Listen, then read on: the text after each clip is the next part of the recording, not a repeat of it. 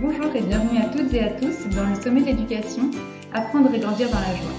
Aujourd'hui, j'ai le plaisir de recevoir Caroline Sost, fondatrice de Living School et autrice de S'épanouir à l'école, ainsi que Anne-Sophie de Oliveira, fondatrice et directrice du collège Living School. Elles sont toutes les deux formatrices en éco-citoyenneté et savoir-être. Bonjour Caroline et Anne-Sophie, et puis bonjour et bienvenue à toutes et à tous dans le sommet de l'éducation. Alors, je vais vous laisser vous présenter avec vos parcours, comme ça, ce sera aussi bien expliqué. Donc, je suis Caroline Sost, je suis la fondatrice de Living School, qui est une école éco-citoyenne innovante qui se trouve à Paris, dans le 19e arrondissement, au pied du parc des Buttes-Chaumont, qui est notre cours de récréation, et qui existe depuis 2007. Donc, c'est notre 14e rentrée, avec une grande spécificité qui est, tada, le collège. Alors, bonjour à tous, moi je suis Anne-Sophie et je suis à Living School maintenant depuis 12 ans. J'ai rencontré Caroline il y a 12 ans et ça a été d'emblée un grand coup de cœur. Et notamment par rapport aux repères de notre pédagogie que j'ai assez vite eu envie de transposer au collège justement et à l'adolescence. Et effectivement, nous avons ouvert le collège en septembre et c'est une grande aventure. Je vous en reparlera un peu plus tard dans les détails.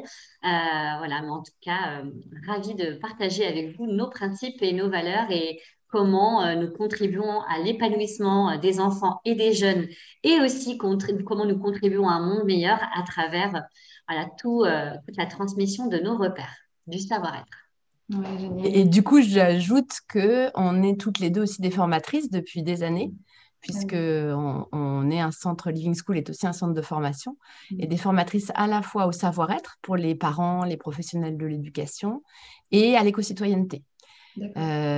Et je suis aussi l'auteur d'un livre qui s'appelle S'épanouir à l'école. Et ça, j'étais très heureuse d'avoir la chance de pouvoir écrire un livre et diffuser ce qu'on faisait. Et je sens que Anso, dans quelques temps, nous sortira certainement un livre pour l'adolescence. Avec joie, c'est en cours d'ailleurs, c'est en cours. Génial. Alors du coup, peut-être toi Caroline, tu peux nous parler un peu de l'origine du projet et puis du coup, quelles étaient les valeurs qui étaient un peu le socle de ton projet? Alors, l'origine du projet, ça vient d'un parcours que j'ai suivi sur le leadership éthique. Donc moi, avant d'envisager d'ouvrir une école différente, j'ai travaillé 8 ans dans le monde des entreprises. D'abord dans des grands groupes, et puis ensuite dans une plus petite structure dans l'éducation. Et de ce parcours dans les entreprises, je trouvais qu'il y avait un accent fort mis sur la performance, sur l'efficacité, et très peu sur l'humanisme, en fait, très peu sur le sens. L'objectif, c'était quand même de vendre, faire du profit à court terme, et quelquefois, peu importe les valeurs. Je peux dire juste en quelques mots que j'ai travaillé dans le secteur des jeux vidéo et que j'en suis partie après m'être positionnée par rapport à des jeux que je ne trouvais pas éthiques, notamment par rapport à l'image de la femme, et où je suis partie du coup avec carrément un licenciement pour désaccord stratégique. Donc juste pour dire que voilà, c'était pas évident, c'est-à-dire que je ne trouvais pas d'alignement entre là où j'étais et mes valeurs profondes. Et en parallèle, je suivais cette formation au leadership éthique qui m'a énormément ouvert les yeux sur l'état du monde. À l'époque, c'était début des années 2000, je trouve qu'on n'était pas aussi conscient qu'aujourd'hui de la gravité de la situation. Et je trouve que la situation ne s'est pas franchement arrangée non plus. Mais du coup, j'avais pris la mesure à la fois des problématiques d'environnement, des problématiques d'inégalité croissantes, à la fois dans nos pays dits développés, puis dans le monde de manière générale, et des problématiques de migration qu'on vit déjà aujourd'hui, mais qui vont ne faire que s'accélérer. Et du coup, je me disais, mais mince, il faut qu'on puisse répondre à tout ça. Et moi, j'avais vraiment envie de faire quelque chose avec les enfants. En fait, au départ, c'était marrant parce qu'on faisait un travail très en profondeur et c'était pas très intello comme ressenti. c'était plutôt kinesthésique, on va dire. J'entendais les enfants rire, en fait.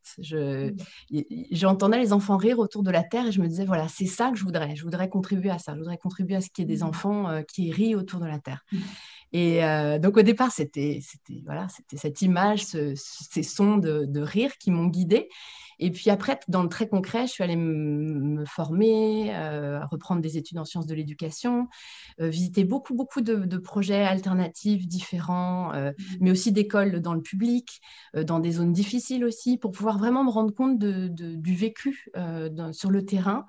Et je me suis aperçue que ce que j'apprenais dans le leadership éthique, qui était le savoir-être, c'est-à-dire l'importance de notre façon d'être en tant qu'être humain, en fait, avec les autres, cette dimension du savoir-être, elle n'existait quasiment pas dans les écoles que j'avais visitées. C'est-à-dire que souvent, on annonçait l'épanouissement des enfants, mais les enseignants, l'équipe enseignante, les éducateurs ne faisaient pas nécessairement un travail sur eux-mêmes pour apporter le meilleur d'eux-mêmes aux enfants.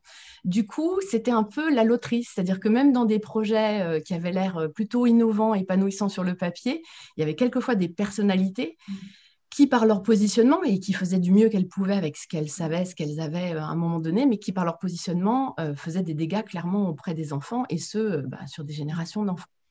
Et vu qu'on estime qu'à peu près un enseignant dans sa carrière va toucher un bon millier d'enfants, je trouve que nous avons, nous, enseignants, éducateurs, professionnels de l'éducation, une vraie responsabilité dans notre façon d'être. Et donc, du coup, c'est là où j'ai vraiment introduit une nouveauté dans les écoles alternatives françaises il y a 13 ans, puisque j'ai eu cette exigence de dire je ferai former mes équipes au savoir-être pour que chacun puisse vraiment diffuser s'épanouir, parce que je pense que c'est vraiment en s'épanouissant nous qu'on peut épanouir les enfants. Donc ça, c'était vraiment innovant. Et puis l'autre axe, c'était pour moi très, très important de donner du sens aux apprentissages, de manière à ce qu'on n'apprenne pas juste pour apprendre, qu'on ne fasse pas du copier-coller, mais que vraiment on puisse sentir qu'on contribue à quelque chose. Et notamment, moi, j'avais très à cœur que nos élèves puissent contribuer à un monde meilleur, parce que je me dis, si on sème cette graine dans leur cœur dès le plus jeune âge, ça me paraît assez évident qu'ils pourront le garder, le faire fructifier, et qu'ils n'iront pas vers j'aime pas le mot, mais vers des bullshit jobs, en gros des métiers sans intérêt qui, à part apporter de l'argent, font éventuellement des dégâts autour d'eux, mais qu'ils iront vraiment vers des métiers qui leur donnent de la joie, qui les rendent heureux et qui permettent de rendre heureux les autres et de contribuer à un monde meilleur. Donc voilà, c'est vraiment ça les axes forts avec la formation pour adultes à Living School. Et du coup, c'est fort de tout ça que j'ai voulu créer... mais c'était un vrai parcours du combattant. Ça, je pourrais aussi en parler. Ça a pris du temps. En gros, entre mon départ de l'entreprise avec ce licenciement et l'ouverture, il s'est écoulé 3 ans et demi. Oui. Voilà. Ouais, et puis peut-être aussi, c'était il y a quand même 13 ans, presque 14 ans, peut-être que c'était encore plus compliqué que maintenant. Je ne sais pas trop, parce que oui, c'est pas parce qu'il n'y avait pas... plus facile aujourd'hui, mais... Si, c'est plus facile, je peux te le dire, parce qu'à l'époque, il n'y avait pas du tout le site Créer son école. Et notamment, j'avais contribué à des contenus de ce site parce qu'il n'existait pas. Oui. Et donc, il n'y avait pas d'endroit où trouver toutes les infos sur comment on s'y prend, en fait. C'est quoi le mode d'emploi? Parce que c'est assez compliqué. Puis on a de plus en plus d'exemples, finalement, d'écoles qui partagent justement leur parcours, comment elles font, même concrètement au quotidien. Et tout. Donc, ça peut aider. Mais c'est chouette. Je trouve que c'est chouette qu'il y ait cet engouement et ce développement, parce qu'il y a vraiment besoin. Est-ce que d'ailleurs, il y a d'autres écoles qui affichent qu'elles sont inspirées directement de la Living School et qui se sont créées ou pas? Oui, alors il y a de tout. C'est-à-dire qu'il y a carrément des écoles qui nous ont même carrément pompé des pages entières, mot pour mot, de notre site internet. Donc, visiblement, on inspire. Et après, il y a des écoles qui disent qu'on a servi de source d'inspiration en France, en Suisse, dans différents lieux, à New York, dans le Bronx. Enfin, voilà, il y a plein de lieux. Je sais qu'en Angleterre, à Londres, il y a aussi une école qui clairement s'est inspirée de nous. En Australie, une qui a repris carrément tout notre site internet et même notre nom. Donc, oui, ça, bon. Vu. Oui, voilà. Oui. Donc oui, on a pas mal inspiré et nous avons fait partie des pionniers du mouvement qu'on a appelé éco-citoyen. C'était nous qui avions choisi ce mot éco-citoyen et qui est maintenant repris à tel point qu'il y a des classifications sur certains sites pour dire est-ce que c'est Montessori, éco-citoyen, Forest School. Oui, Et donc éco-citoyen, ça vient de nous en fait. C'est nous qui d'accord, avons introduit ce terme d'accord, il y a 13 ans. Ouais. d'accord. Est-ce que vous voulez tout de suite parler de ces projets éco-citoyens des enfants ou est-ce que Anne-Sophie, tu as envie de présenter un peu le collège d'abord? Yeah, mais avec grand plaisir, sachant que l'objectif du collège, c'était vraiment et c'est de prolonger tous nos axes, en fait, tous les axes que nous appliquons et que nous déployons en maternelle et en primaire. L'objectif, c'est vraiment qu'il y ait une continuité. Après, ce qui est très fort, c'est que cette année, les collégiens que nous avons accueillis n'étaient pas à Living School avant, sauf pour un élève. Et du coup, ça a été très, très intéressant de pouvoir introduire, leur présenter finalement les repères du savoir-être. C'est très riche, très challenge aussi, mais c'est là que nous avons pris la mesure à quel point tout ce que nous enseignons, nous avions jusqu'à maintenant à enseigner en maternelle et en primaire, c'est vraiment précieux et c'est hyper porteur. Parce qu'on voit bien à quel point au collège, notamment les collégiens que nous avons accueillis cette année, à quel point leur image d'eux-mêmes pouvait être très négative déjà, qu'il pouvait y avoir déjà pas mal de dégâts vécus, d'expériences négatives vécues dans leur parcours scolaire. Et l'enjeu justement maintenant, c'est de leur redonner confiance. Ce que nous avons réussi à faire cette année. Donc ça, c'est génial. Leur redonner confiance, leur faire prendre conscience de leur potentiel. Et ça, Caroline ne l'a pas dit forcément, mais c'est la première chose que nous enseignons à nos élèves, quel que soit le niveau auquel ils nous rejoignent finalement, que ce soit en maternelle, en CP, en CE2 ou en sixième.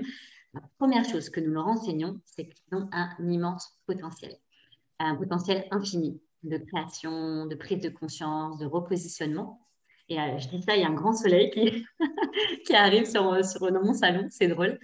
Et le collège Living School part non seulement d'un ressenti d'évidence, c'est-à-dire que quand j'ai découvert les repères, je me suis dit, mais euh, il faut absolument que les collégiens, que les ados puissent en faire l'expérience pour se sentir bien dans leur peau, bien dans leur basket, être acteurs de leurs apprentissages, acteurs de leur savoir-être aussi, par l'autonomisation, la responsabilisation, le fait de gérer leurs émotions, le fait de réussir à gérer des communications aussi.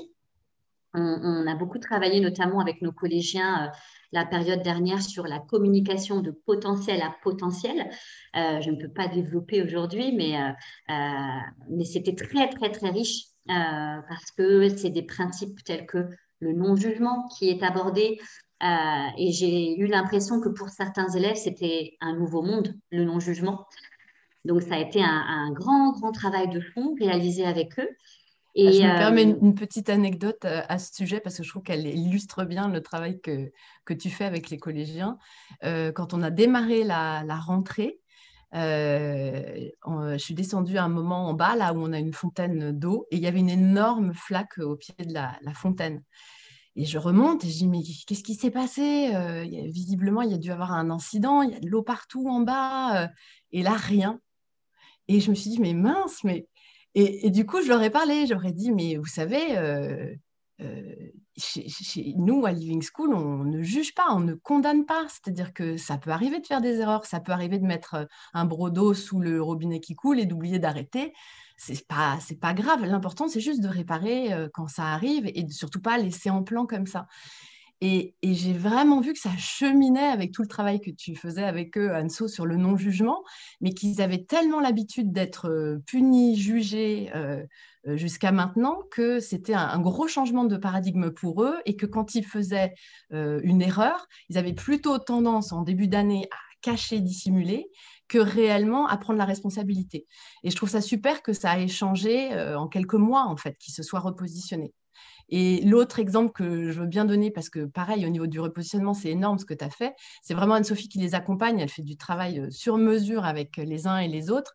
En début d'année, c'était le défilé, mais vraiment sans blaguer, le défilé d'ados qui avaient mal au ventre, mal à la tête, c'est-à-dire qu'ils somatisaient, mais à tel point que je me disais, mais qu'est-ce qu'ils ont? Mais c'est quoi le problème, quoi? Et je me suis dit, mais en fait, du coup, ça nous donne, nous, la mesure du travail qu'on fait avec nos élèves qu'on faisait jusqu'alors jusqu'au CM2, qui est que l'habitude qu'ils ont de formuler les choses, de dire leurs ressentis sur des situations, fait qu'ils ne somatisent pas, qu'ils accumulent pas un stress dans leur corps et qu'ils sont pas. Et ce qui est génial, c'est que pareil, là maintenant, on n'en a plus un seul qui vient nous voir en disant ah j'ai mal à la tête ou j'ai mal au ventre, c'est fini. Mais c'était super intéressant de passer par là aussi. Complètement. Et c'est fort parce que du coup, ils deviennent acteurs justement de leur savoir-être, c'est-à-dire ils s'autonomisent dans l'identification de ce qui se joue pour eux et comment ils peuvent apporter des solutions. Et ça, c'est formidable, vraiment. Et le collège Living School, comme je disais tout à l'heure, prolonge les piliers que nous appliquons en maternelle et en primaire. Et ce qui est très important et ce qui est essentiel même dans notre pédagogie au global, c'est comme disait Caroline tout à l'heure, c'est le sens. Et c'est très fort parce que adolescence rime avec sens. Et du coup, c'est d'autant plus important à ce stade de leur vie, en fait. Les ados, souvent, on associe l'adolescence à la crise. Effectivement, c'est une période qui n'est pas toujours évidente, qui peut être très sensible. Maintenant, c'est aussi l'âge de tous les possibles. Et on a tous en tête un adolescent qui, lorsqu'il a envie, lorsqu'il est motivé, lorsqu'il a confiance en lui, peut se lancer dans un apprentissage, dans un projet de façon incroyable, avec une fulgurance de concrétisation incroyable. C'est ça aussi l'adolescence, à condition qu'il y ait un terreau, qu'il y ait un cadre, qu'il y ait un climat scolaire et familial, bien entendu, et même plus largement, global, qui donne justement l'espace, le temps, l'autorisation aussi, pour qu'ils puissent se faire pleinement confiance, qu'ils aient conscience et de leur potentiel, et de leur potentiel aussi de vie frustrés et contrariés, parce qu'on a vraiment la vision globale à Living School. On va bien sûr travailler sur les qualités des élèves, les cultiver, on va vraiment faire en sorte qu'ils puissent les mobiliser au collège. Et aussi, nous allons nous pencher sur les points d'amélioration, sur le potentiel de vie frustrée et contrariée, et les aider à gérer ce potentiel pour qu'ils redeviennent du potentiel positif, du potentiel de vie. Et pour nous, c'est vraiment essentiel et on voit à quel point, chez chacun des collégiens qui nous a rejoints, à quel point ça fait son bout de chemin et ça leur permet d'être acteurs de leur savoir-être, acteurs pour un monde meilleur et acteurs de leurs apprentissages. Et par rapport au sens, dans les apprentissages, nous suivons le programme de l'éducation nationale. Maintenant, nous avons à cœur que ces compétences, elles aient du sens et qu'elles soient reliées à la vie, à la vraie vie, et qu'elles soient reliées à la terre avec une majuscule et sans majuscule. Et notamment cette année, les élèves ont un projet de permaculture qui est génial parce qu'on est en ville, on est en plein Paris, donc un projet de permaculture dans notre jardin. Et du coup, ils sont amenés à aborder des compétences de biologie, de sciences, de mathématiques, de technologie pour justement concrétiser leur projet, que ce soit dans la prise de mesure, de volume, d'air, de superficie de leur espace, que ce soit la construction de bacs pour le jardinage, que ce soit pour l'achat de terre. Moi, j'ai beaucoup aimé emmener les collégiens avec moi chez Leroy Merlin ou chez le fleuriste à côté dans le quartier. Il y a même une collégienne qui a négocié aussi. Elle avait un petit budget, elle a négocié avec le fleuriste. J'ai trouvé, mais négocié de façon centrée, évidemment. Et j'ai trouvé que c'était génial. Je me suis dit, mais elle a 13 ans, même pas, et elle communique déjà avec une personne, voilà, de la vraie vie.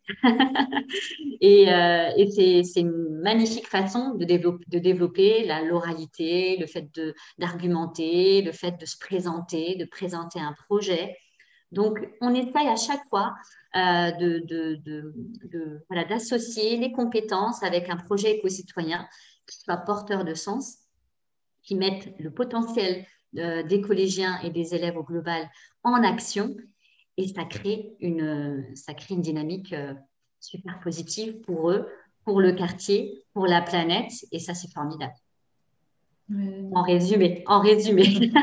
Oui, bien sûr, c'est sûr. Et du coup, il y a aussi des projets éco-citoyens comme ça aussi dès beaucoup plus petits, hein, c'est ça que j'avais vu, enfin j'ai aperçu sur le site. Peut-être que vous avez quelques exemples parce que ça a l'air Il y en a impressionnant en plein. fait, ce que vous faites à la Living School. En fait, Déjà, ça c'est a vrai que la permaculture démarré. en pleine ville, c'est sympa. C'est vrai que. Ouais. Mais ça a démarré avec la maternelle. Ça a démarré même avec un enfant en particulier au début de l'école, un enfant qui s'appelle Elliot et qui a passé son bac déjà et qui était en grande section quand on a démarré. Et à table, on parlait du gaspillage et du gaspillage alimentaire à la cantine, etc. Et lui a dit, ah, tu sais, donc il a dit à son enseignante, on enseignait toutes les deux dans la classe, Sophie et moi. Il dit à Sophie, tu sais, quand je serai grand, je voudrais être policier de la planète pour apporter à manger à tous les enfants du monde qui ont faim. Et on avait trouvé ça mais hyper beau, hyper touchant, puis ça sortait du cœur, c'était très spontané. Et nous lui avions répondu, mais ok, Elliot, mais tu veux faire quelque chose là maintenant? Et moi, je me souviendrai toujours de sa petite tête avec ses yeux tout ronds. Ah bon, c'est possible? Bon, on a dit, bah oui, si tu as envie de faire quelque chose pour ça, on doit pouvoir trouver quelque chose, une action. Je pense qu'on doit pouvoir trouver. Et donc le soir, Sophie avait fait des recherches et elle avait trouvé un partenariat possible avec Action contre la faim qui proposait des kits d'assiettes à peindre, des assiettes en porcelaine. Et du coup, on a commandé ce kit, on a peint des assiettes pour Noël et on a fait une vente autour de la saison de Noël de ces assiettes. Mais vu que les gens savaient pourquoi on les vendait, que c'était pour vraiment sauver de la faim des enfants dans le monde, ça avait beaucoup de sens. Et puis les enfants peignaient ça avec énormément de cœur, parce que pareil, ils savaient exactement pourquoi ils le faisaient. Et du coup, on a récolté beaucoup d'argent et qu'on a envoyé à Action contre la faim. Et quelques temps plus tard, on a reçu une lettre qu'on a lue en rassemblement aux enfants qui disait, grâce à l'argent que vous nous avez envoyé, 7 enfants ont été sauvés de la faim pendant 1 an. Alors là, Elliot, il exultait totalement, mais tout le monde, c'est-à-dire que toute la classe était à fond. Et du coup, après ça, tout de suite, ça a démarré. C'est-à-dire, OK, qu'est-ce qu'on fait maintenant? Donc, le projet suivant, était lié à un voyage d'amis en Inde, où du coup, on a collecté des vêtements pour des enfants d'un bidonville à New Delhi. Et puis, le projet encore suivant, c'était sur les espèces en voie de disparition. Et tous les ans, je dois dire que quand même les espèces en voie de disparition reviennent beaucoup, beaucoup parce que les enfants sont fans des animaux. Alors quelquefois, on rigole en disant ah là là, encore les espèces en voie de disparition. Et en même temps, ce serait dommage de ne pas le faire parce que ça vient du cœur, ça leur plaît. Donc on a dû sauver 21 pandas, 23 ours polaires ou l'inverse, je ne sais plus. Je ne sais pas combien de chimpanzés, des bonobos avec Claudine André. Là maintenant, c'est des girafes, mais aussi des coraux, une baleine. Voilà. Les abeilles aussi. Les abeilles, enfin voilà, donc on n'a pas arrêté. Et donc il y a souvent ce lien aux animaux en voie de disparition. Et puis on fait maintenant ce qu'on appelle des conseils d'école en fin d'année pour déterminer quelle sera la direction qu'on prendra l'année suivante. Pour que nous, l'été, on ait le temps de préparer, d'amener les bons partenariats, les bons contenus pour les guider. L'idée, c'est vraiment de leur donner les moyens, mais que l'idée vienne d'eux. Donc, en fin d'année, on fait des conseils d'école où les enfants disent bah, moi, j'aimerais. Donc, il y a une année, il y a un enfant qui a dit bah, moi, j'aimerais replanter des arbres. Alors, ça tombait super bien parce qu'on avait un partenariat avec un ami qui fait de la reforestation partout dans le monde et qui nous emmène à la fois faire des balades en forêt et planter vraiment des arbres. Hein. On en a planté au bois de Vincennes l'an dernier. Et donc, du coup, on a pu faire un partenariat où on a contribué à replanter des arbres en Casamance, au Sénégal, tout en faisant une correspondance avec les enfants du village à côté de la pépinière. Et c'est ces enfants-là qui arrosaient les plants. Et donc, c'était génial parce qu'ils parlaient français. On a pu s'écrire. Alors, c'était c'était très, très drôle parce qu'ils recevaient des lettres de Fatimata qui expliquaient qu'elle avait 3 sœurs, 2 frères, des poules, etc. Et eux, ils répondaient, moi, j'ai un seul frère ou une seule sœur ou je n'ai pas de frère ou de sœur et j'ai éventuellement un lapin ou un cochon d'Inde. Mais c'était super drôle de voir voilà, les différences. Et voilà, donc on conduit beaucoup de projets éco-citoyens. Et ce qui est génial, c'est que plus ils deviennent grands, plus ils sont autonomes. Je donne juste un exemple de ça parce que moi, c'est un exemple qui m'a énormément touchée. Une année, la classe de CE2, CM1, CM2 avait l'habitude, en allant au gymnase, de croiser un monsieur SDF qui est au coin de la rue, que certains de nos voisins connaissent bien, qui s'appelle Vijay, qui est indien d'origine. Et ils avaient, même s'il a des difficultés, je pense, des problèmes mentaux, ils avaient quand même créé du lien avec lui et ils lui apportaient thermos de thé ou de café selon les jours où ils allaient au gymnase. Et ces élèves sont arrivés le dernier jour avant les vacances d'hiver, avant les vacances de Noël, en disant ça va être Noël et Vijay, il va rien avoir, c'est pas juste, on va faire quelque chose pour lui. Ok. Et là, nous, ce qui était génial, c'est qu'on n'est pas stressé sur, voilà, c'est le dernier jour avant les vacances, c'est carte blanche, on leur dit, bah, écoutez, lancez-vous, faites ce que vous voulez. C'était incroyable de voir comme ils ont travaillé. C'est-à-dire ils ont commencé à réfléchir à fond en se disant qu'est-ce qu'on pourrait lui offrir d'utile. Et ils ont eu toute une réflexion sur il faudrait qu'il puisse à la fois se distraire, avoir des infos. Donc il y a quelqu'un qui a dit une radio. Ah ouais, mais ça va pas marcher parce qu'il ne peut pas se brancher. Non, mais attends, tu sais, il y a des lampes électriques dynamo. Peut-être qu'une radio dynamo, ça existe.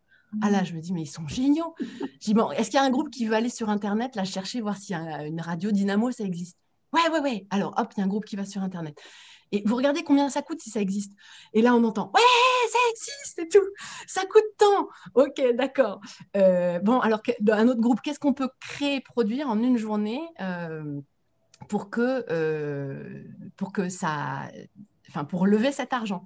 Et du coup, ils ont créé des marque-pages qu'ils ont plastifiés, qui sont allés vendre un peu dans toutes les langues qu'ils connaissaient au parc des Buttes-Chaumont. Ils ont récolté plus que le montant prévu. Et ensuite, c'était hyper drôle. Ils sont revenus avec l'argent. Ils étaient hyper contents quand ils ont compté, qu'ils ont vu qu'ils avaient plus. Ils étaient comme des fous. Et après, au moment où ils étaient sur Internet pour commander, ils étaient là. Ah, mais en fait, il faut une carte bleue. C'était trop drôle. Donc, ils sont venus chercher la carte bleue de l'école en échange du montant de l'argent en liquide. Enfin, c'était super. Et à la fin, ils ont même réussi à se débrouiller pour le faire livrer. Donc, c'est juste pour dire que voilà, c'est le genre de projet qu'ils arrivent à créer de A à Z, où là, nous, à part un peu encadré, on n'a rien fait. C'est-à-dire, tout venait d'eux. Et j'ai trouvé ça vraiment génial. Vraiment, vraiment génial. Ouais, c'est inspirant, c'est sûr. Ouais. Du coup, ouais, il y a beaucoup d'autonomie et ils doivent se sentir, enfin, c'est génial pour des enfants et puis comme tu disais Anne-Sophie pour les adolescents, enfin, c'est vrai que ça me parlait énormément ce que tu disais de sentir qu'on a du pouvoir et du pouvoir de faire des choses dans la vraie vie, enfin même j'allais dire d'adulte, mais ça n'a pas de sens, c'est juste que voilà, d'être dans la vraie vie et d'avoir un peu de puissance même, enfin, comme tu disais, à l'adolescence, c'est une période où tout est possible. Ouais, effectivement. Et alors, est-ce qu'il y a quand même des outils pour réguler la vie à la Living School ou c'est quand même organisé par les adultes? Comment ça se passe concrètement? Est-ce que vous avez des conseils autres que celui de fin d'année Bah, des conseils d'école, il y en a régulièrement. Après, c'est vrai qu'on pourrait davantage en faire. Je me dis, là, dernièrement, on a été pas mal pris par Covid et compagnie, donc on a été peut-être un peu moins porté là-dessus. Mais c'est vrai que, par exemple, nos CM2, pas cette année, parce qu'à cause du Covid, toujours, c'était un peu compliqué, mais nos CM2 l'an passé, étaient très, très, très autonomes, au point d'avoir leur adresse email, d'organiser eux-mêmes les World Cleanup Day, par exemple, de convier les parents. Dès qu'il y avait un événement, c'est eux qui faisaient la lettre aux parents, qui envoyaient. Donc, on a essayé beaucoup de responsabiliser les plus grands, sachant que chez nous, il y a aussi énormément ce tutorat plus grand, plus petit, qui, pareil, à cause du Covid, est hélas très ralenti en ce moment parce qu'on évite de brasser les groupes.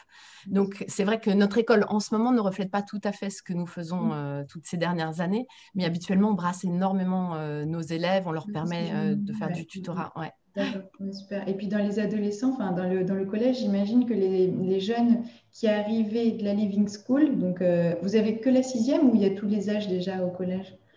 Alors, pour le moment, nous avons la 6e et 5e. D'accord.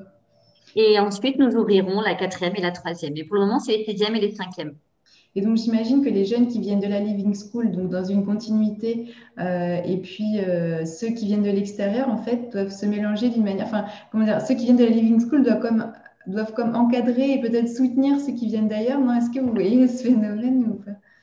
Alors, cette année, c'est assez particulier parce qu'il y a un élève, en fait, un élève qui avait fait 3 années, me semble-t-il, ou 2 années à Living School avant. 3.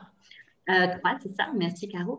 Et effectivement, c'est notre ambassadeur hein, dans la classe, ça c'est une évidence. Et c'est très fort parce que il aide énormément les autres élèves à identifier les moments où ils sont éventuellement décentrés et il leur signifie de façon vraiment bienveillante, de façon lui-même centrée. Et je trouve que c'est formidable de pouvoir communiquer comme ça. Et quand ça vient de lui, j'ai l'impression que la réception, que l'ouverture est différente chez les collégiens. Mais effectivement, pour le moment, on a une configuration qui fait qu'il y a un seul élève. L'année prochaine, ce sera encore une autre configuration avec d'autres élèves et j'ai hâte de voir comment tout ça va s'équilibrer. Maintenant, j'aime beaucoup le fait que cet élève qui s'appelle Arthur, il se positionne en fait. Il se positionne avec tous les repères qu'il a acquis et il le fait avec une aisance. C'est formidable. Et d'ailleurs, ça me fait penser à nos anciens que nous retrouvons régulièrement. D'ailleurs, on va les retrouver en visio début mai, le 5 mai, hein, 5 mai, Caro, ouais. le 5 mai. Et nos anciens, donc nous les suivons, nous prenons le temps avec eux de voir comment ça se passe dans leur nouvel établissement. Et il n'est pas rare, et je vais même le formuler différemment, en fait, ils sont très souvent, on va dire, acteurs dans leur classe aussi. C'est-à-dire qu'ils sont, une grande partie, deviennent les délégués de leur classe. Et moi, je trouve ça formidable d'arriver dans un tout nouveau contexte, une toute nouvelle configuration, un nouveau mode de fonctionnement et de se dire, bah, moi, voilà, j'ai confiance en moi, j'ai plein de choses à apporter, je suis responsable dans le sens, je peux apporter des solutions, je peux apporter des réponses et j'ai envie de postuler, de me candidater à être délégué. Je trouve que c'est un grand révélateur de l'intégration de nos repères et le fait de, même en quittant Living School, nos repères ne sont pas des repères qui se déploient uniquement entre nos quatre murs. C'est des repères de vie qui continuent de se déployer en dehors. Et nos anciens sont un magnifique exemple de tout ça. Voilà, voilà. Bah, c'est intéressant que tu parles de ça parce que c'est vrai que c'est une question qui revient souvent, c'est comment ça se passe après une école alternative où finalement on se dit bah, les enfants sont un peu choyés, enfin quand tout se passe bien, voilà, ils sont quand même dans un petit cocon où c'est vraiment super et on se dit bah après comme effectivement l'offre au collège est moins grande, où ils se retrouvent dans des collèges éventuellement plus ou moins bienveillants, plus ou moins faciles, etc. Et on se dit mais comment ça va se passer? Les pauvres, ils vont se faire manger tout cru, ça va être très dur, enfin, et du coup vous qui suivez les anciens, vous voyez que ça se passe plutôt bien alors. Carrément. Ouais. En fait, je pense que nous à la différence d'un environnement qui serait vraiment cocooning, où justement les enfants sont choyés, ce qu'on leur apprend, c'est réellement à développer leur confiance en eux. Mm. Et notamment à développer ce qu'on appelle, nous, le repère intérieur. C'est-à-dire à être à l'écoute de ce qui leur paraît juste à l'intérieur d'eux-mêmes. Qu'est-ce qui est juste pour tous dans cette situation-là? Et je trouve que c'est rare les lieux où on cultive ça chez les enfants. Généralement, surtout dans une école, l'objectif, c'est quand même de faire en sorte que les enfants répondent aux attentes et se conforment. Et donc là, nous, on ne cherche pas à ce que les enfants se conforment, on cherche à ce qu'ils fassent ce qui est le plus juste pour tous, en se fiant à leur ressenti intérieur, donc en se fiant à ce qu'ils ressentent dans leur cœur notamment. Et donc du coup, ce repère-là, il est très très fort. Et les premières fois où on a réuni les collégiens chez nous, on leur a dit, alors racontez-nous, nous on était un peu comme des folles en se disant, mais alors qu'est-ce qui se passe, comment c'est, est-ce que c'est pas trop dur et tout. Enfin, on avait plein de questions. Et ils se sont un peu concertés. Le premier truc qui est sorti, c'est waouh là là là là là là, les profs il y a beaucoup d'ego chez les profs. Mm. C'était leur première remarque et que j'ai trouvé super parce que j'aurais dit, bah, écoutez, c'est bien comme ça, vous avez pris la mesure du travail qu'on fait sur nous. Parce que nous, s'il y a moins d'ego chez nous, c'est parce qu'on fait ce travail-là et on le fait tout le temps, tous les ans, on travaille sur nous. On ne s'arrête pas parce que voilà, on estime qu'il y a toujours du travail à faire. Et ils nous ont dit, ah oui, oui, on sent bien la différence. Et ensuite, ils nous ont dit, ben, le repère qui me sert le plus dans ma vie de collégien, c'est le repère intérieur. Le fait justement de ne pas donner de poids au jugement des autres, au regard des autres, surtout quand il est dévalorisant. J'ai un élève qui m'avait dit, ben ouais, moi, on m'a dit que j'étais moche, mais moi, je sais au fond que moi, je suis pas moche. Et j'ai trouvé ça génial de me dire, ben, c'est super, il arrive à avoir ce recul-là, à pas se laisser... euh, voilà, à pas se laisser démonter par des remarques négatives, en fait. Et ça, c'est vraiment un cadeau pour la vie. Donc, je pense que, ouais. Donc, ils sont plutôt bien équipés. Après, c'est sûr que c'est pas la même ambiance. Mais globalement, là, on a eu encore récemment des échanges avec les uns et les autres. Ils sont super épanouis. Ils sont super contents de voir plein de monde, d'avoir plein de profs différents. Enfin, voilà, ça leur plaît, quoi. D'accord. Ouais. Non, puis en plus, je sais pas ce que vous en pensez, mais moi j'ai l'impression quand même qu'un enfant qui a été effectivement choyé et coucouné, si c'est pas excessif, ça lui donne quand même aussi assez de confiance en lui pour après affronter quoi que ce soit qu'il ait à affronter par la suite. Enfin, quand je disais choyé, c'était pas négatif, c'est juste Oui, un peu les lieux communs qu'on peut entendre que oh là là, mais si vous choyez trop, bah, après il va pas savoir en fait oui, réagir je quand il comprends. va rencontrer des gens qui sont moins bienveillants, quoi. Bah, je dirais que chez nous, c'est le et, c'est-à-dire que et tu as cet environnement chaleureux, bienveillant, Mm. et en même temps, on travaille à renforcer pour que ça vienne de l'intérieur, c'est-à-dire que ce confort qu'ils sentent ne vienne pas que de l'extérieur, mais qu'ils puissent le créer eux-mêmes, en eux-mêmes, où qu'ils soient.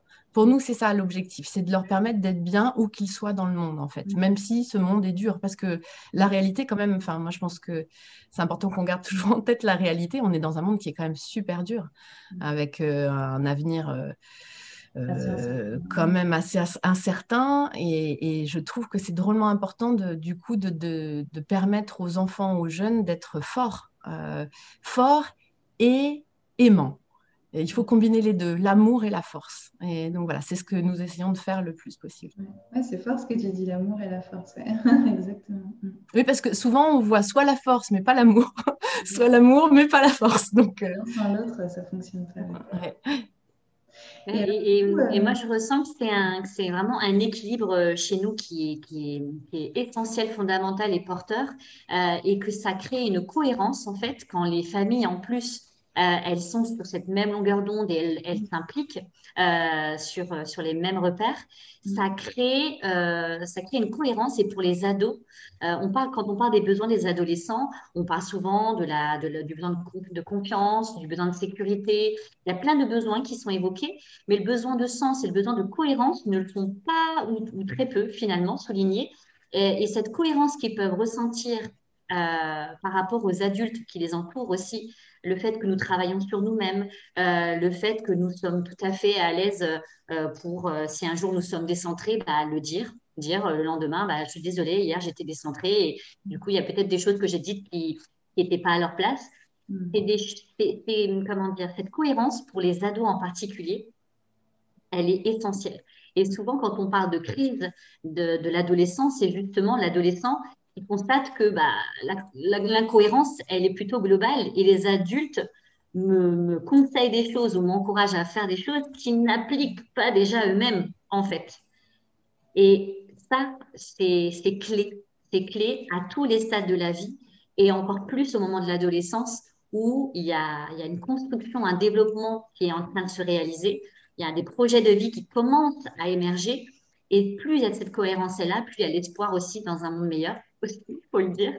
Et plus on a envie, du coup, d'avoir un projet de vie porteur, cohérent et qui contribue à un mieux-être pour tous, quoi. Ouais. Voilà, je voulais souligner ce besoin de cohérence. Oui, ouais, mais merci de parler de ça parce que justement, j'allais vous dire, on voit que vous essayez vraiment d'incarner les valeurs que vous essayez de transmettre en tant qu'adulte, c'est d'être vraiment des modèles pour les enfants. Et du coup, comment vous faites en fait? Est-ce que donc, vous êtes centre de formation, donc j'imagine que vous faites des formations tous les ans, mais quels sont vos, je sais pas, vos critères? Voilà, je vous disais tout à l'heure, quels sont vos critères pour accueillir des nouveaux enseignants? Qu'est-ce que vous faites comme formation? Est-ce que vous avez des réunions régulièrement pour échanger entre vous et vous soutenir? Enfin, comment vous faites, vous, en tant qu'adulte, pour donner le meilleur de vous-même au quotidien aux jeunes? Bah, déjà, en termes de critères de recrutement, pour nous, je pense que ça peut se résumer dans les deux mots dont j'ai parlé tout à l'heure, l'amour et la force. C'est-à-dire qu'on va chercher des gens qui ont une belle ouverture du cœur, c'est-à-dire qui sont vraiment capables d'empathie et qui ressentent cette empathie avec les enfants, qui ressentent de la joie aussi. Des gens qui sont dans leur vocation, du coup. Et de l'autre côté, on va aussi chercher des gens qui sont déjà dans une certaine force, qui sont déjà dans une certaine affirmation. Voilà. Et après, on travaille bien sûr avec les personnalités qui nous rejoignent. Et la formation que l'on offre à notre équipe, ce n'est pas une formation qu'on fait nous-mêmes, c'est une formation qui est faite par le réseau Leadership Éthique et notamment par sa créatrice Edel Goeth, dans la mesure où, de manière déontologique, on ne pourrait pas et manager la personne et la connaître très en profondeur, ce serait compliqué. On souhaiterait pas, nous ne souhaiterions pas le faire. Et donc, il y a ça. Et puis, quelque chose qui est assez atypique, mais que je mentionne parce qu'il n'y a tellement pas ça du tout dans l'éducation nationale. Je pense que c'est une des problématiques. Chez nous, on encadre les personnes. C'est-à-dire que, et les encadrer, pour nous, ce n'est pas les fliquer, on les accompagne. On les accompagne, on les forme et on les manage. Et donc, du coup, c'est vrai que ça peut faire bizarre à des gens. On a eu des personnes qui nous ont rejoints en dispo de l'éducation nationale pour 3 ans, par exemple, qui au départ, ça leur faisait super bizarre d'être managés parce que, non, moi, je suis dans ma classe, c'est moi, je fais comme je veux. Mais non, ça ne marche pas comme ça chez nous. Et en même temps, les gens disent que c'est formidable d'être managé, justement, d'être accompagné, parce que chacun chez nous, du coup, se connaît bien, connaît à la fois ses points forts et découvre au fur et à mesure son potentiel et toutes les qualités incroyables qui sont là. Souvent, les gens se découvrent pas mal de talents et en même temps découvrent aussi des aspects de leurs égos qu'ils n'avaient pas forcément vus, dont ils n'avaient pas forcément conscience. Et ça fait des répercussions énormes à la fois dans la classe auprès des enfants, des jeunes, mais aussi dans leur vie personnelle. C'est-à-dire que les gens ici, ils disent Living School, c'est a life-changing experience. C'est vraiment, ça change la vie, quoi. Et c'est vrai que ça fait ça. Et on a cette chance d'avoir cet accompagnement qui est porté par Edel Goeth du réseau Leadership Éthique, qui est vraiment un accompagnement de grande qualité et en profondeur et qui nous permet tous d'évoluer. Et sachant qu'on fait tous ce travail, c'est-à-dire qu'il n'y en a pas un qui échapperait à ça, c'est-à-dire qu'on travaille tous au niveau de notre supervision, on est tous supervisés parce que c'est important qu'on continue tous d'évoluer. Et personne ne le vit comme quelque chose de pénible, c'est-à-dire que tous, nous ressentons beaucoup de joie, énormément même de joie à grandir, à évoluer. Oui. Oui, quelque part, il y a des moments que je sais pas qui se disait, mais il y a des moments où on est la brebis guidée par un berger, il y a des moments où on est berger, mais si on veut être un bon berger, c'est intéressant de pouvoir avoir soi-même un berger, quoi, parce que on peut pas tout savoir, quoi, quel que soit notre âge, et puis on a des moments plus ou moins faciles, quoi. Ouais, c'est génial. Et sur ce que tu disais aussi, Anne-Sophie, sur la cohérence, du coup, comment ça se passe avec les familles? Alors, comment est-ce qu'elles sont incluses dans le projet de l'école et dans les projets, dans l'école elle-même? Alors, du coup, cette année, c'est encore particulier. Maintenant, toutes les familles qui nous rejoignent, que ce soit en maternelle, en primaire ou au collège, elles prennent un engagement en nous rejoignant. C'est-à-dire qu'elles s'engagent à travailler à leur propre, à s'ouvrir, déjà à être ouvertes par rapport au fait, par rapport à nos repères, tout simplement. Et elles s'engagent à travailler sur elles-mêmes lorsque l'épanouissement, bien sûr, de leur enfant en dépend. Et c'est un engagement qui n'est pas toujours évident. Maintenant, c'est un engagement qui est un cadeau pour les parents déjà. Et je pense notamment par rapport à la confiance en soi.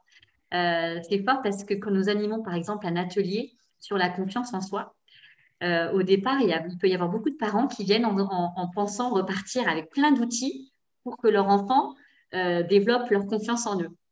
Et quand ils s'aperçoivent que finalement, nous allons plutôt aborder leur rapport eux-mêmes à leur propre confiance en eux, il y a un petit moment de OK, bon, let's go, let's do it.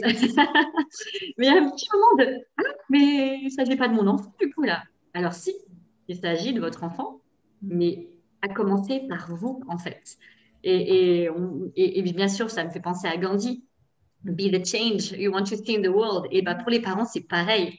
Pour nos enfants, c'est hyper important qu'on puisse être à l'aise ouvert dans cette dynamique d'évolution, de se dire, voilà, avec vraiment sans culpabilité et en toute responsabilité, dans le sens apporté tout à l'heure, c'est-à-dire, j'ai l'habilité, j'ai la capacité d'apporter des réponses en tant que parent, comment je peux m'épanouir davantage pour que mon enfant aussi s'épanouisse. Et c'est logique, c'est du bon sens. En tout cas, pour nous, ça l'est. Et quand les parents sont ouverts et avancent dans ce sens, c'est juste incroyable. On a énormément d'exemples de repositionnement chez les parents, de réorientation dans leur propre savoir-être qui a permis des déclics, qui ont permis des déclics chez leurs enfants, que ce soit dans leur rapport aux autres, dans leur rapport aux apprentissages. C'est incroyable. Et pour nous, les parents sont vraiment sont des leviers d'évolution et de changement, bien sûr, pour leur enfant. Et c'est très fort aussi parce que le fait que les parents voilà, s'engagent et se mobilisent aussi au niveau de leur propre savoir-être, eh bien, ça donne lieu aussi à des parents plus conscients qui se réorientent même dans leur vie professionnelle. Là, Caroline pourrait vous donner des exemples parce qu'elle a accompagné énormément de parents dans ce sens, enfin accompagné dans le sens où l'élan est venu du parent lui-même. Maintenant, Caroline a réussi aussi à les accompagner pour qu'ils puissent vraiment sentir cette connexion à leur propre potentiel pour y arriver. Et là, quand ça arrive, je trouve qu'on est juste, c'est juste époustouflant, en fait, c'est époustouflant. Et qu'on ait que cette cohérence dont je parlais tout à l'heure, elle est encore plus profonde et plus porteuse, finalement. On travaille ensemble, famille, équipe éducative, équipe même administrative, et élèves, enfants, pour un monde meilleur. Et c'est très fort. Super. Et est-ce qu'il y a des projets qui sont communs, enfin comment dire Excuse-moi, Emeline. Oui. Excuse-moi, j'ai juste oublié de préciser que l'engagement des parents passe aussi par la participation à des ateliers de parentalité qui sont animés par nous parfois ou par des consultantes aussi en leadership éthique. Il y a aussi des conférences qui sont présentées par des experts sur différents sujets, comme par exemple les écrans, l'éducation affective et sexuelle aussi. Donc, nous avons vraiment un panel de formation pour les parents qui est très varié et qui est un des piliers aussi à Living School. Voilà, je voulais préciser ça. D'accord. Ils ont accès à ces ateliers librement en ayant leurs enfants à la Living School ou c'est un... Alors, ils ont 2 ateliers obligatoires à réaliser dans l'année qui sont intégrés dans les frais de scolarité. Et pour les autres, c'est des ateliers supplémentaires. Voilà, des ateliers supplémentaires. D'accord. Et en fait, je pensais vous savez, aux écoles du 3e type, par exemple, où les parents sont, ou même pas les parents d'ailleurs, je veux dire, les gens qui habitent autour de l'école sont bienvenus dans l'école pour proposer des projets ou visiter. Et comment ça se passe du coup à la Living School là-dessus? Voilà, ouais. C'est pas quand même encore à ce niveau-là. Je pense que c'est aussi lié au contexte qui est Paris. 19e, on a une vraie proximité parce que on a créé du lien à force d'être dans le quartier, on a créé du lien avec la boulangerie, avec même le Franprix d'à côté qui nous connaît bien, l'association en face de danse en face de chez nous maintenant, sa créatrice travaille aussi avec nous. Donc voilà, on a réussi à créer du lien. On a souvent créé aussi chercher à résoudre ensemble des problématiques du quartier. Je donne un exemple. Dans l'allée piétonne où on a 2 de nos établissements, il y a au beau jour des rodéos scooters qui sont effectivement extrêmement dangereux pour les enfants. Et sachant que dans cette allée, il y a nous, il y a une maternelle de nous, le collège, et puis il y a une crèche plus loin et un centre de danse. Donc, c'est carrément pas l'endroit où il faudrait avoir des rodéos scooters. On a énormément travaillé sur avec des gens du quartier pour réfléchir à des solutions par rapport à ça.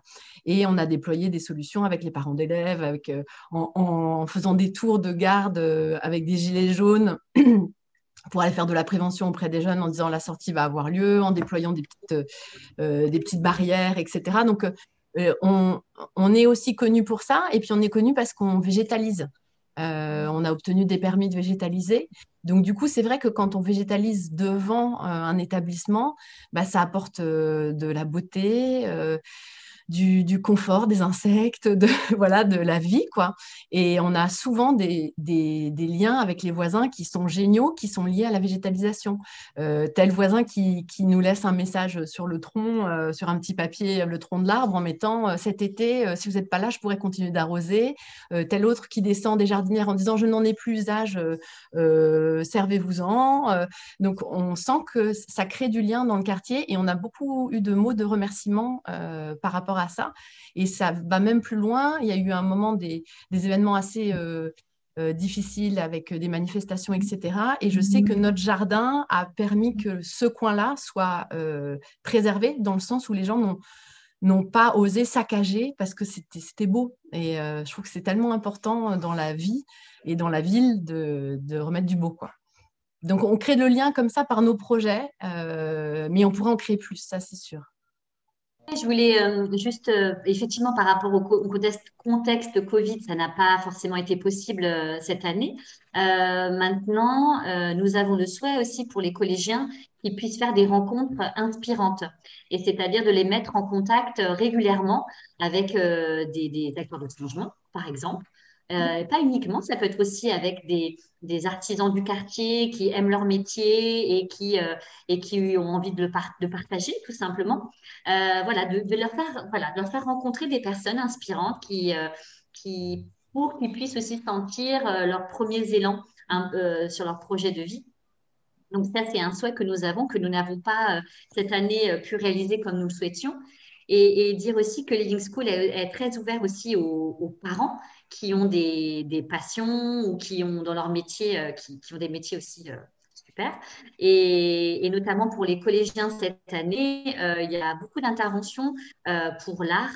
Nous avons eu trois interventions. Une maman notamment qui est comédienne et metteur en scène, qui est venue, qui fait des ateliers de théâtre avec les collégiens. Il y a aussi une autre maman Living School que tu connais, qui s'appelle Caroline Sost. J'étais en train de me dire 3, je ne voyais pas pourquoi. Des ateliers d'aquarelle aussi avec les collégiens, et une autre maman qui est chanteuse lyrique qui a fait des ateliers de chant avec nos collégiens. Voilà, voilà. Et préciser une dernière chose par rapport au collège, c'est que nos enseignants, nous essayons au maximum de faire en sorte qu'ils soient polyvalents ou bivalents, justement pour permettre aussi un meilleur décloisonnement entre les matières et une dynamique de projet.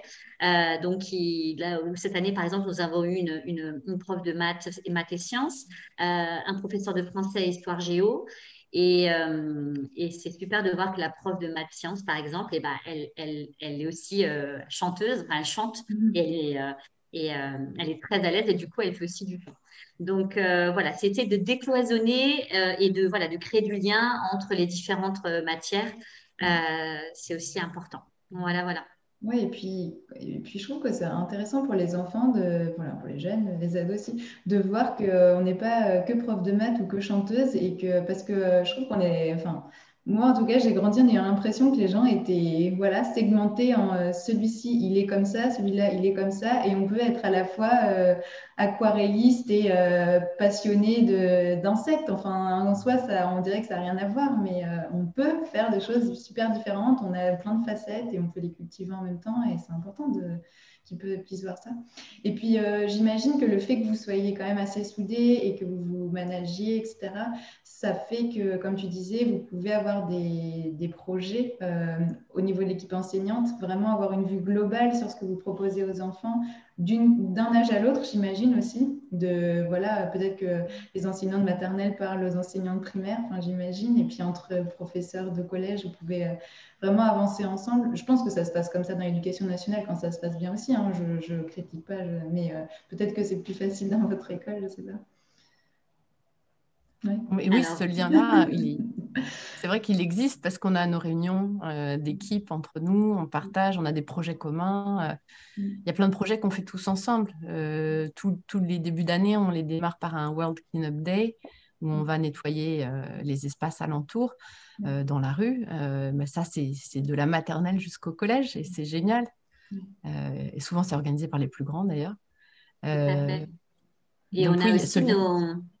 pardon, excuse-moi, on a aussi nos formations en intra aussi, où finalement nous sommes tous, voilà, tous ensemble, cette année en visio, mais nous partageons effectivement nos projets, nous partageons par rapport à la créativité, nos envies, et à tous les niveaux finalement. Les profs de collège sont au courant des envies, des projets en maternelle. Et c'est super parce que ça inspire aussi. Et notamment pour le collège, j'ai souvent ressenti que, et c'est un peu aussi le cas quand on entre au CP, quand il y a des grands passages comme ça, de cycle ou de... C'est comme si il y a, comment dire, le jeu, par exemple, en maternelle, devait disparaître au CP parce que là, on apprend à lire et à écrire. Donc, le jeu, il est moins présent. Et pareil au collège, bah, là, c'est un autre niveau. Donc, attention, il y a moins de ci, de ça. Et je trouve que le fait d'être comme ça en contact les uns, c'est pas le cas à Living School évidemment, et le fait en plus d'être en contact les uns avec les autres, de savoir ce qui se passe, je dis oui, mais tiens, ça, ce jeu, mais ça fait possible de prolonger là et de le faire. Et je trouve que ça crée, ça nous permet de rester ouverts au fun aussi, au ludique et ne pas perdre ce cap-là qui est essentiel dans les apprentissages. Ouais. Ouais, génial. Et dans les langues aussi, puisqu'on parle anglais à l'école, la moitié du temps, nous essayons de plus en plus de décloisonner, c'est-à-dire de ne pas garder l'anglais que sur les temps avec les anglophones. Moi, quand j'interviens en savoir-être en classe de CM1, CM2, une fois par semaine, il y a plein de moments dans la discussion avec les élèves où je switch en anglais parce que bah, je trouve que c'est super de leur donner cette opportunité qu'on parle en anglais, qu'ils voient que bah, moi, je suis française, mais je parle aussi en anglais, qu'on peut tous se parler. Donc, on essaye le plus possible de décloisonner. On a des moments aussi comme Thanksgiving, Saint Patrick's Day, où toute l'école se met à parler anglais toute la journée. Donc les cours de français se font en anglais, la grammaire en anglais et tout, c'est hyper drôle. Mais bon, on essaye toujours de trouver quand même des trucs adaptés. Mais c'est super de se dire décloisonnons, décloisonnons, décloisonnons. C'est un peu notre objectif. Et c'est vrai que le mode projet, nous essayons le plus possible d'y aller. Moi, mon rêve, ce serait qu'on arrive à fonctionner que en mode projet. C'est-à-dire qu'on arrive à faire tous les apprentissages par le mode projet. Je trouverais ça génial. Bon, après, c'est un gros travail. Ouais. Mais ça viendra. D'accord, bah, génial, on a parlé de plein de choses. Juste peut-être si vous voulez parler des formations que vous les proposez aussi vers l'extérieur, hein, c'est ça? Vous êtes Oui, dans des ouais. formations? Est-ce que vous voulez dire un mot là-dessus, si peut-être qu'il y a des personnes que ça intéresse? Ouais. Ah, mais c'est une bonne idée. Alors, Living School, c'est aussi un centre de formation. À la fois en soirée pour les parents, on propose des ateliers d'aide à la parentalité qui sont soit thématiques, soit un peu généraux. Donc, toujours axés sur le savoir-être en partant du principe que notre façon d'être avec les enfants va avoir un impact dans la relation qu'on a avec eux et dans leur façon de se développer. Euh, donc, et sur les thématiques, on va avoir des ateliers sur l'autorité notamment, qui est quand même un gros, gros sujet sur comment je me positionne dans l'autorité. Est-ce que je suis trop autoritariste ou est-ce que je suis trop dans le laisser-aller? Comment je trouve un juste milieu et comment le faire justement dans la justesse, que ce soit à la fois respectueux de mes besoins à moi en tant que parent et des besoins de mon enfant aussi, ne pas être dans un truc sacrificiel non plus. Donc voilà, on travaille sur l'autorité, sur la confiance en soi, sur la fratrie, ado, pré-ado. On a après des conférences aussi où on fait venir des experts sur les écrans, la gestion des écrans, comment avoir un usage raisonné des écrans, mais aussi sur l'éducation affective et sexuelle qui est tellement importante. Nous, on a un programme d'ailleurs qu'on suit dès la maternelle sur le sujet parce qu'il y a tellement de prévention à faire. Je pense notamment aux abus sexuels, c'est vraiment important de faire ce travail. Et donc ça, c'est pour l'école des parents. Et c'est vraiment chouette parce que bah, les parents prennent conscience d'énormément de choses Et le tout dans une ambiance où ils ne sont jamais culpabilisés, il n'y a pas de jugement de valeur, et où ils se sentent accompagnés, ils se sentent soutenus, et puis ils ne se sentent pas seuls du coup, parce que voilà, ils ne sont pas les seuls dans la situation décrite, donc c'est chouette. Et puis, on est un centre de formation aussi pour les professionnels de l'éducation, donc de la crèche jusqu'au supérieur en fait. Et là, soit on intervient dans des établissements qui nous demandent de venir former, donc ça peut être des établissements primaires, mais aussi du secondaire. Voilà, on se déplace pour ça. On a pu former des petites équipes ou des très grandes équipes. Et là, on forme au savoir-être, à l'éco-citoyenneté, donc vraiment nos deux grandes thématiques. Ou sinon, on forme chez nous des gens qui s'inscrivent pour suivre la formation chez nous. Alors, il y a des gens de l'éducation nationale, des gens Montessori, des gens d'un peu partout, de crèches, de lycées pro, Voilà, donc c'est très mélangé, mais ce qui est génial, c'est que tout le monde est là avec le même objectif, c'est comment est-ce que je peux davantage m'épanouir dans mon travail de professionnel de l'éducation et comment je peux davantage épanouir les enfants dans l'objectif de contribuer à un monde meilleur. C'est ça qui nous réunit tous, en fait. Et ce qui est super, c'est que les gens disent, ils observent de vrais résultats. C'est sur le terrain, on se débrouille toujours pour avoir une formation avec un peu de distance entre les modules ou un peu de temps pour pouvoir vraiment prendre de la mesure de résultats dans le très concret. Et vu que nous, on travaille beaucoup la valorisation, le regard sur le plein potentiel, à la fois le sien, le nôtre en tant qu'adulte et celui des enfants, il y a tout de suite des résultats qui se mettent en place dans les familles ou dans les classes. Il y a des enseignants qui nous disent la motivation a été décuplée ou alors tel enfant qui était complètement bloqué s'est débloqué. Voilà, ils mettent on place pas mal des outils qu'on diffuse à Living School comme le cahier de réussite. Et ça, c'est super avec de très beaux résultats justement sur le climat de classe, sur la motivation. Génial. Du coup, le cahier de réussite, on en parlera en bonus pour les personnes qui sont intéressées. Et puis, merci beaucoup. Moi, vraiment, ça me donne envie de créer une école. C'est super inspirant. Enfin, c'est vraiment génial. Merci vraiment pour vos partages. C'est chouette. Avec grand plaisir.